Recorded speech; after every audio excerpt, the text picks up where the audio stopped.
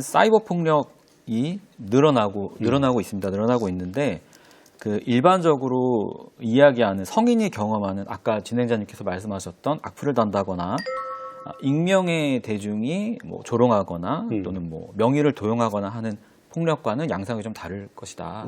사이버 따돌림이라고 부르지 않습니까? 그래서 이것은 제가 보기에는 학교에서의 따돌림이 사이버상으로 옮겨갔다 이렇게 보고 그래서 사이버 폭력, 사이버 따돌림의 경우에는 익명으로 하는 경우가 별로 없습니다. 누군지를 아는 거죠. 가해자가 누군지도 알고 피해자가 누군지도 압니다. 대신 이제 사이버 폭력은 그 특성상 굉장히 확장성이 크기 때문에 순식간에 피해가 확대될 수 있는 그런 특징이 있습니다. 그렇군요. 근데 이사님 이게 지금 그 또 표를 보니까 사이버 폭력 같은 경우에는 이게 초등학생들이 지금 굉장히 많습니다. 지금 다른 연령대에 비해서. 그리고 연령대가 지금 점점 좀 낮아지고 있는 그런 지금 표를 보고 계신데 이런 결과에 대해서는 어떻게 생각하세요? 네, 이 사이버 폭력에 이제 영향을 미치는 요인 중에 가장 큰 게 하루 평균 스마트폰을 얼만큼 사용하느냐. 그 시간이 길수록 사이버 폭력 피해를 많이 입을 수 있다라는 그런 연구가 있고요. 또 사이버를 자기가 이용할 수 있는 자신감이 있을수록 이게 높아지는데, 저희가 이제 매년 인터넷 스마트폰 청소년들 과오전 진단 조사라는 걸 합니다. 그런데 이게 이제 2, 3년 정도 추이를 보면은 초등학생들이 과오전된 비율이 상당히 높게 나타나고 있어요. 전체 청소년들이 이제 과오전된 비율이 한 35%, 그래서 10명 중 4명이 과오전 됐다고 보고 있는데, 보통 우리가 중고등학생이 상당히 높긴 하지만 초등학생들도 30.5%니까 상당히 높은 수준입니다. 그러니까 우리가 이제 부모님들이 일찍 스마트폰을 청소년들, 이제 초등학생들 손에 이제 쥐어주면서 아이들이 거기서 여러 가지 뭐 정보도 보지만 게임도 하고 이걸로 커뮤니케이션을 하다 보니까 그런 것도 하나의 요인이 있지 않을까라는 생각이 듭니다. 우리 이 변호사님 와서 이렇게 상담하고 이 변호와 관련된 여러 가지 이제 경험들을 하셨을 텐데 어떤 문제들을 많이 호소하나요? 가장 빈번하게 발생하는 행위 양태가 이런 겁니다. 뭐 요새 아이들은 페이스북 메신저를 많이 씁니다. 네. 뭐 성인분들은 많이 쓰는데 네. 페이스북 메신저에서 가해 학생과 피해 학생이 나눴던 대화나 아니면은 예전에 그 친구가 했던 뭐 잘못된 행동이라고 본인이 생각하는 그런 행동들을 사진이나 그 대화 내용의 캡처 자료를 올립니다. 뭐 자기 계정이나 아니면 단체 그런 페이스북 메신저 창에. 그럼 이제 그걸 보고 그 친구를 피해 학생을 아는 친구들이 댓글을 달죠. 예전에 얘가 나한테 이랬던 적이 또 있다. 얘가 이런 애다. 뭐 이런 이야기들. 그리고 이제 아이들이니까 누가 한 명이 감정이 고조가 되면 욕설을 하기 시작하는 거죠. 이제 그런 것들이 다 명예훼손 내지는 모욕이 됩니다. 그리고 그 친구들이 형사 미성년자가 아니라면 다 고소가 되고요. 그리고 만 10세 이상이라고 하면 소년법상 보호 처분을 또 받을 수 있는 나이가 됩니다. 형사 미성년자라 하더라도. 그러니까 이런 것들이 다 학교폭력위원회 회부나 형사 절차로 이어질 수 있음에도 불구하고 이제 학생들은 그런 것을 간과한 채 그냥 그런 행위를 하게 되는 것이죠. 근데 실제로 이러한 행위를 통해서 피해자가 얻게 되는 그런 고통과 괴로움은 정말 상당합니다. 아예 자신을 알지도 못하는 친구들이 자기에게 메신저로 너 이런 애 맞냐? 뭐 이렇게 이야기도 하고요. 잘 지내던 친구들이 그러한 소문을 듣고 이 친구와 거리를 두기도 합니다. 그러면은 정말 그 인터넷 공간에서의 그런 말들만으로도 이 친구가 왕따가 될 수 있는 거죠. 이 사이버상에서 이런 폭력을 경험하게 되면 상당한 마음의 충격과 상처를 갖게 될 것 같은데 이 학교폭력 피해자 가족협의회에서 이 사이버 폭력 백신이라는 프로그램을 만들었다고 들었습니다. 이 간접적으로 이 사이버 폭력에 대한 경험을 좀 할 수 있는 사이버 폭력 백신이요? 네. 그래서 얼마나 이렇게 충격적으로 일어나는지 저희가 한번 그 백신 프로그램 한번 보면서 같이 이야기하는 체험해보는 시간을 좀 가져보겠습니다. 저게 지금 프로그램 시작하는 거죠? 네, 시작. 네. 저기 실제 상황처럼 저렇게 만들어 놓은 거예요. 들어오는 거야? 그룹 채팅?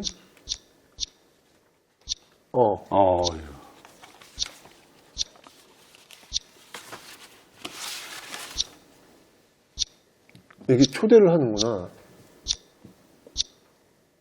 시작하자 야, 뭐 공격. 하자. 타겟을 정하고 그냥 집단적으로 들어가네. 어우, 저 사진 봐.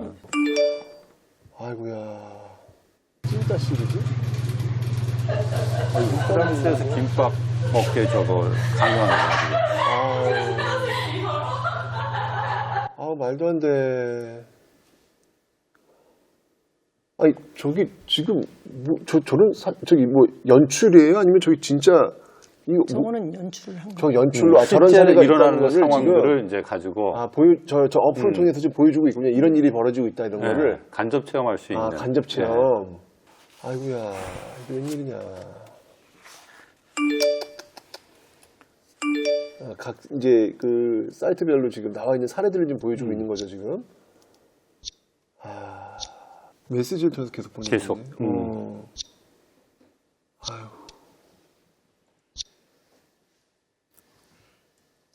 아이고야, 무서워. 집 불 지른다고 주소까지 적고 있어. 이건 많이 협박인데?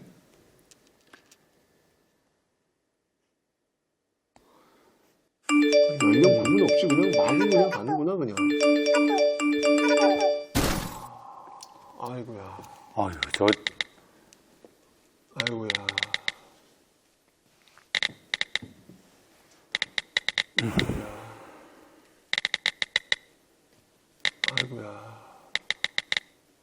아이고야, 이건.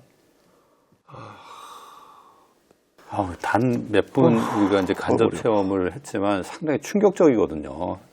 조 대표님, 이 프로그램 어떤 계기로 만드셨는지, 그리고 이 프로그램 보고 많은 사람들이 좀 이야기를 했을 것 같아요.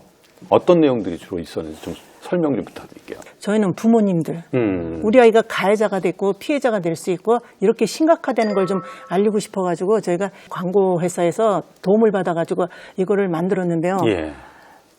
이걸 보고 예. 정말 너무 많은 분들이 연락을 주시더라고요. 이게 정말 사실이냐고. 이게 작년에는 국감에서까지 이게 나올 정도로 이렇게 심각한데 이게 사실 현실입니다. 어떻게 보면 경고 메시지, 예. 경각심을 좀 일으키기 위해서 저희가 만든 겁니다. 이거 어플을 뭐라고 치면 나와요? 이게? 사이버 폭력 백신. 사이버 그냥 사이버 친이가 나오네. 사이버 폭력 백신 하고 50만 회 이상 지금 다운로드가 돼 있네요. 지금 보니까. 사장님 어떻게 좀 보셨는지 궁금하거든요. 앱에 등장했던 굉장히 심각한 욕설 같은 폭력은 오히려 처벌하기가 쉽다. 왜냐하면 명백한 욕설이기 때문에 처벌하기가 쉽습니다. 명백한 욕설과 기록가 위협이 있는 거니까. 네. 그런데 사이버 폭력의 이제 큰 문제 중에 하나는 아이들도 인터넷상에서 어떤 행동을 하면 그것이 다 기록에 남는다는 것을 알고 있어요. 진짜? 예. 그래서 무섭다. 예. 보통 SNS상에서 이루어진 그 폭력이나 괴롭힘은 굉장히 간접적으로 이루어지는 경우가 대부분입니다. 이렇게 명백한 욕설을 잘 하지 않습니다. 간접적으로? 어떤 거지? 예를 들어서 네. 제가 이제 많이 봤던 사례들 중에 하나는 어떤 여학생이 이제 자기가 이렇게 예쁘게 꾸민 모습을 이렇게 올려요. 네, 오케이. 자기 그 밑에 그 아이를 마음에 들지 않았던 선배, 그 선배라는 걸 이 아이도 알고 있죠. 그 선배들이 와서 뭐 코 좀 봐, 뭐 크크크 이런 것들 한 10명 정도가 달아요. 약간 간접적으로 욕을 하는구나. 간접적으로 하는 거죠. 그럼 그 아이는 굉장히 위협을 느끼죠. 모욕감도 느끼지만 그것이 욕설이 아닌 겁니다.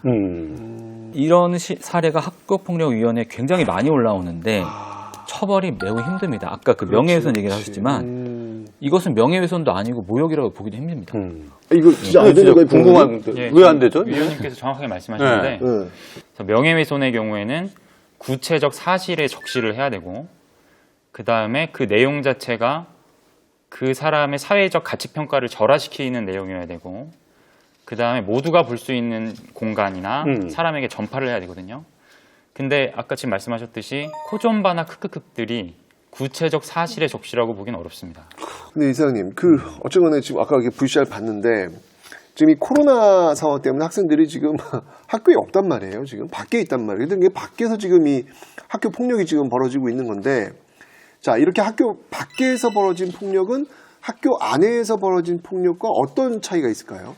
학교 안에서의 폭력은 이제 아무래도 그 특정 대상을 보다 특정화할 수 있고 쉽게 더 적발할 수 있고 뭔가 선생님들이 더 워치할 수 있는 그런 상황에서 일어난다면 학교 밖에서는 상당히 전방위적으로 일어난다고 볼 수 있을 것 같아요. 그러니까 특히나 이제 이렇게 여러 학교끼리 뭉칠 수도 있고 또 온라인상에서 관계를 맺은 아이들끼리 일어나기 때문에 아까 화면에서 보셨던 것처럼 길거리에서 막 아이들이 그 기절하기 뭐 이런 것들을 하면서 갔을 때 다행히 그거는 제가 보기에는 어느 시민이 사진을 찍어서 올리고 해서 그것이 이제 결국 이제 조사하고 학교 폭력화 됐던 그런 사례라고 보여집니다. 따라서 그래서 사실은 학교 폭력은 학교 선생님만 꼭 책임이 있다라고 그렇게 볼 수는 없을 것 같고 정말 모든 길거리의 시민들 내 자녀처럼 관심을 갖고 지나치지 말고 신고하고 하고 있는 그런 관심들 저는 이게 상당히 넓혀질수록 더 필요하지 않을까 이런 생각이 듭니다.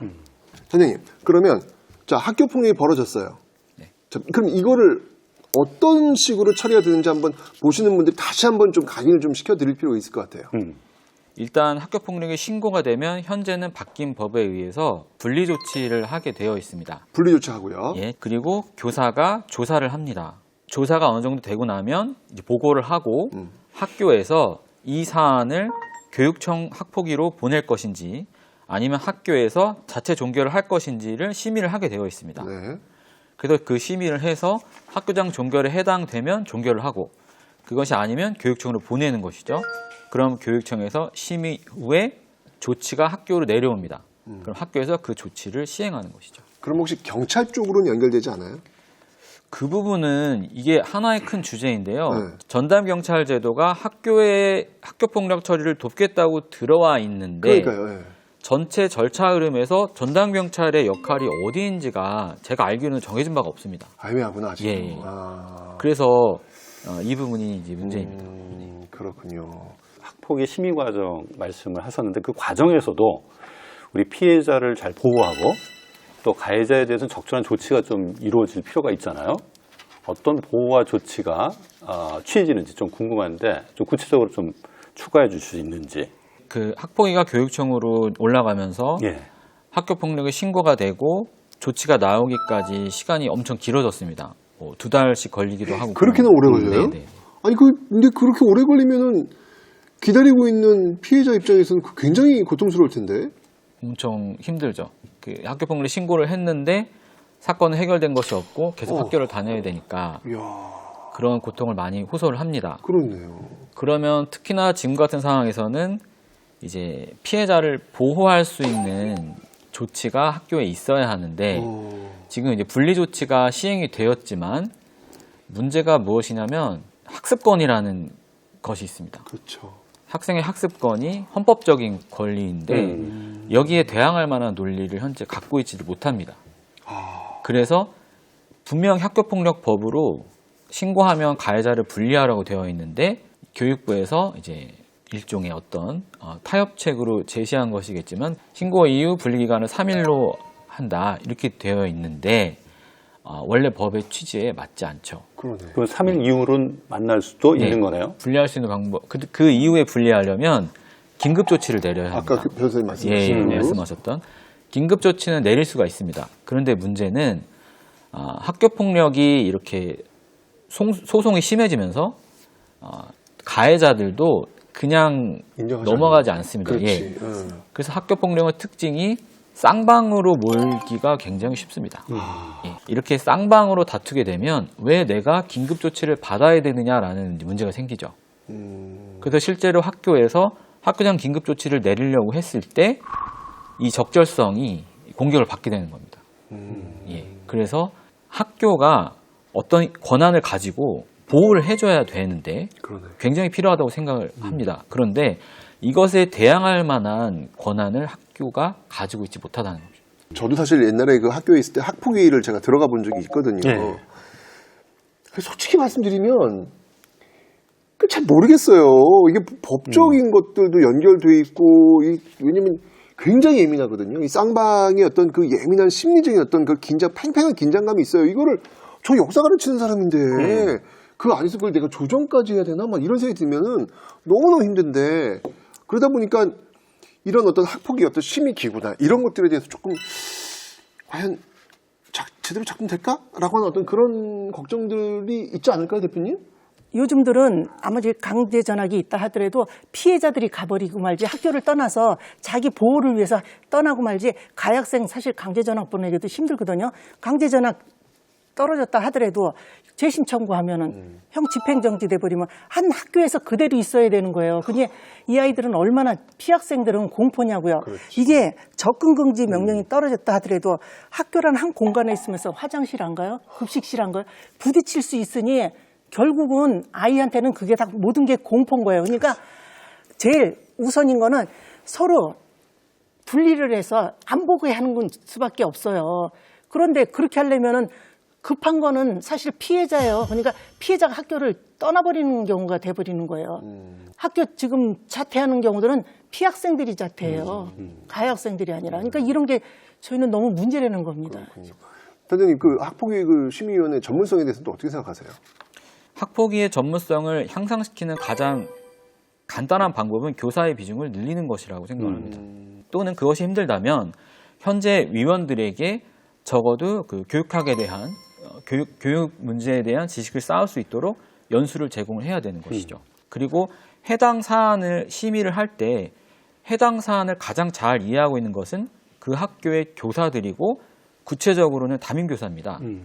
그래서 그 사안의 처리를 공정하게 하기 위해서는 해당 학교 교사의 의견을 듣는 것을 제도화할 필요가 있다라고 생각합니다. 예. 근데 좀 충격적인 제가 조사 결과를 봤는데 이 학교에서 폭력이 발생했을 때 제일 먼저 교사한테 가서 내가 이러이러한 지금 피해 경험을 갖고 있습니다라고 도움을 청해야 되는데 한 18%, 19%의 학생들이 아예 그냥 자기가 그 당하고 있는 피해를 이야기하지 않고 있고 또 대부분의 학생들은 교사가 아니라 부모님과 찾아가서 이야기를 한다는 거예요. 그 다음이 교사고. 약간 안타까운 그 느낌도 같거든요. 왜 이런 일이 발생하는지 좀 궁금한데 단장님 왜 그런가요? 교사들이 개입하는데 한계가 있습니다. 왜 한계가 있냐면 현재 학교폭력법에 문제가 있는데 학교폭력법에 교사의 역할이 나와 있지가 않습니다.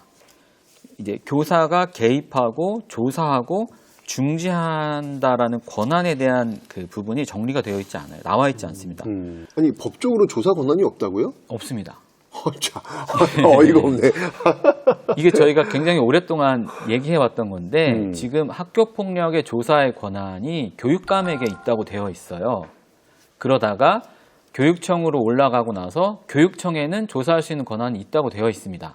거기까지만 되어 있고 현재 법적으로 교사라고도 되어 있지 않고 학교폭력 전담기구가 사실 확인을 한다고 되어 있습니다.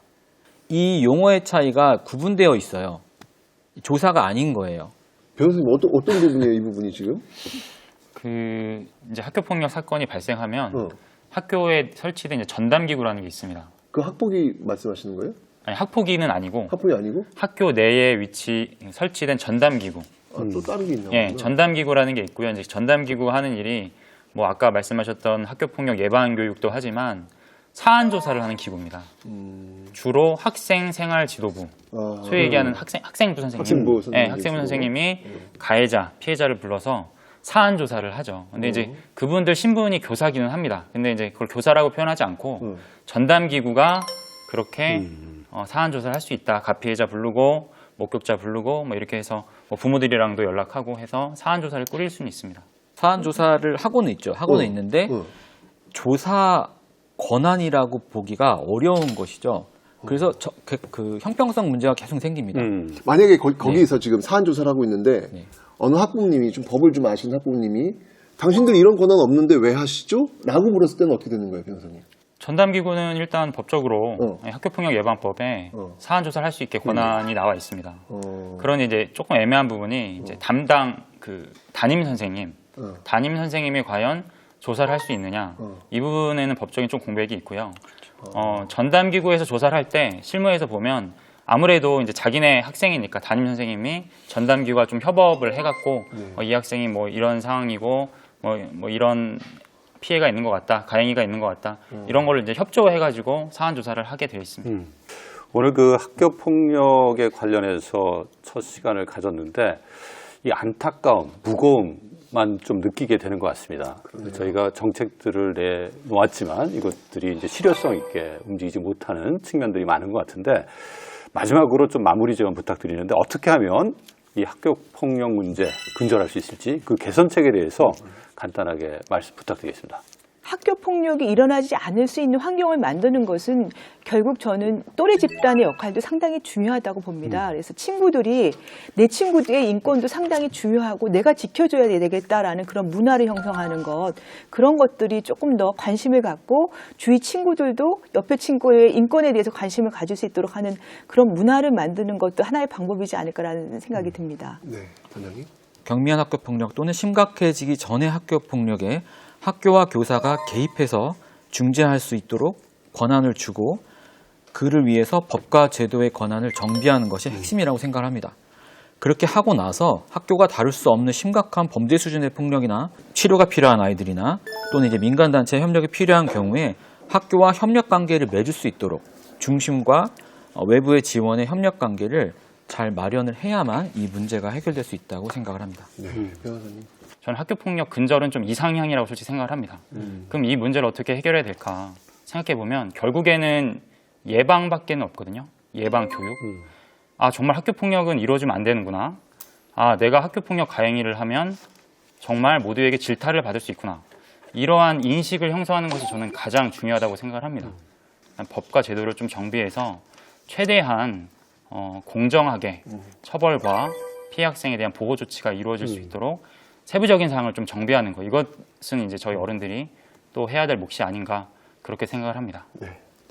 저는 지금 학교폭력법 수차례 돼서 개선됐는데요.